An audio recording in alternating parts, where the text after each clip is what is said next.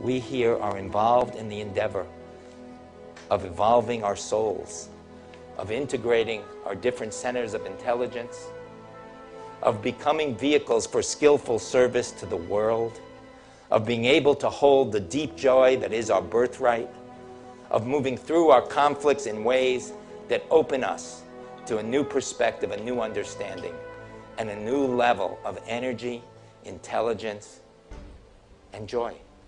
Get a sense of the quality of experience and the skills and capacities that you can develop at One Spirit's Integral Mentoring and Ministry program.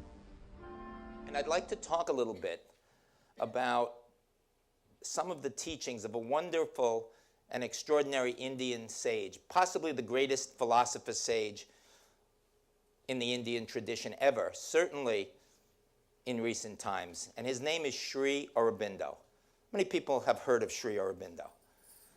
Does anyone know why he's so important? He was very much a foundational thinker in a number of ways. First of all, he was trained in the West. He was educated in the West at the finest universities in England, and he was steeped in Indian philosophy. So he brought together East and West. The whole context of this gathering and of One Spirit, of the integral movement, of a living spirituality is the Promethean impulse, where we steal fire from the gods, where we transcend a limit, where we break through. It wasn't so much of a lecture of imparting wisdom from on high. It was more about sharing and giving an experience. What follows is a sampling of some of the teachings and experiences of One Spirit's Integral Mentoring and Ministry program.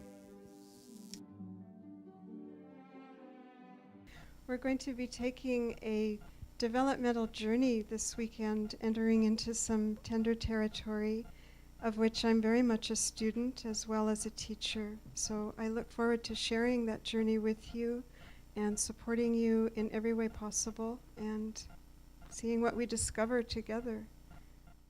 This was one of the best workshops I've done with One Spirit Learning Alliance because it was embodying, very embodying. It wasn't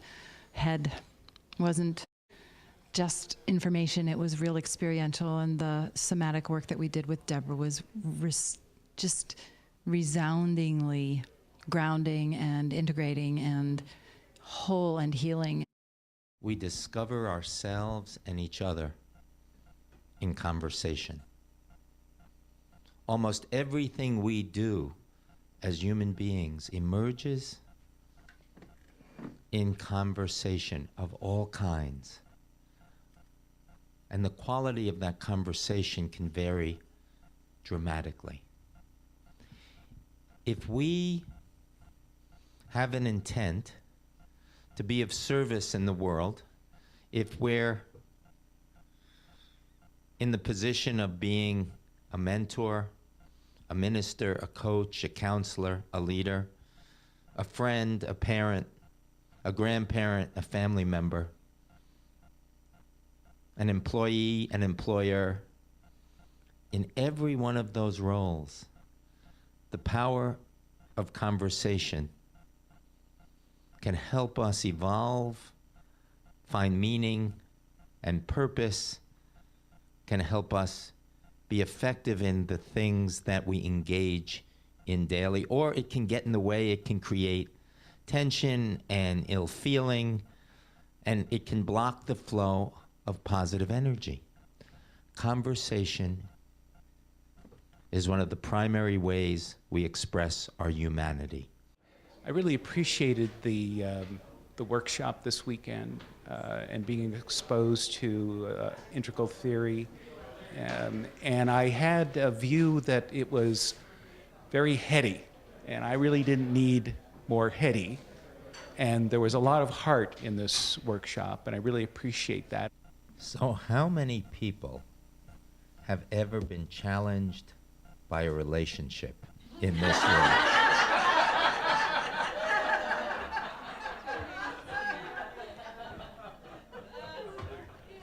What a surprise. I really found the practices really take you to your authentic edge. I've found in the past that explaining integral theory to people I meet in a quick fashion that really connects with them is tough. It's tough. So I think this is a good first step in that direction of being able to engage people where they are and talk to them about this work. Where we speak what couldn't have been spoken before, and a new level of connection and intimacy arises, where we break through the emotional bondage that kept us constricted, where we break through the habit energy that may have even felt expanded, but which still had us rigidly patterned. I found that these practices do, in a much more integrated, if I can use that word again, integrated way of what shamanic practices call soul retrieval. It's sort of going back and picking up the pieces that we left behind. We've taken a little journey there, and yeah, a chance to maybe kind of collect some of the pieces that emerged at different points along the journey that we've taken over the last couple of days. What are the parts of us that aren't incorporated into our way of being today and now, and aren't previously usable to create our future? It wasn't sitting still and being poured into. It was communicating with and being in the flow and learning with experience from wonderfully open-hearted teachers.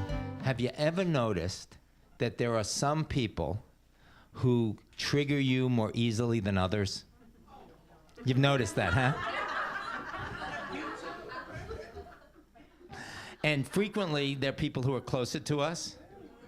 So the way we may show up with our most cherished, intimate partner could be very different from the way we show up with our mother or our grandmother.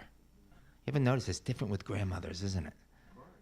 Or the way we show up at work, or with our buddies on the golf course, or in the sewing circle, or at the squash court, or in the church group, or in the dance group, or at school. So we have different voices, different sub-personalities, different parts of ourselves, which show up in different times and different places. And it's almost as if we're a different person.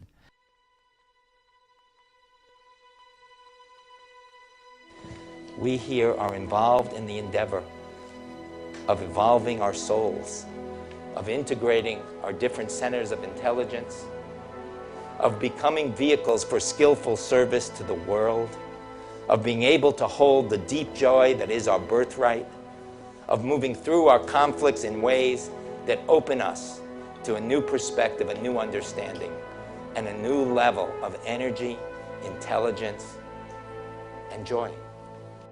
Learn more about this unique offering, a heartfelt and rigorous program to develop stewards of consciousness for the 21st century. To find out more, call Lisa Molesky at One Spirit Learning Alliance, 212-931-6840, extension 51.